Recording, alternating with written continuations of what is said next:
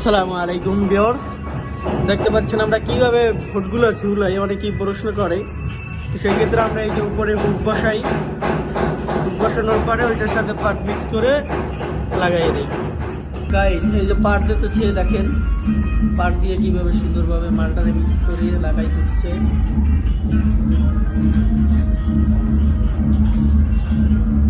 সুন্দরভাবে আমরা লাগাই দিতেছি। এই যে আমাদের হেল্পার আনছি চায়না গুনে চিংচং।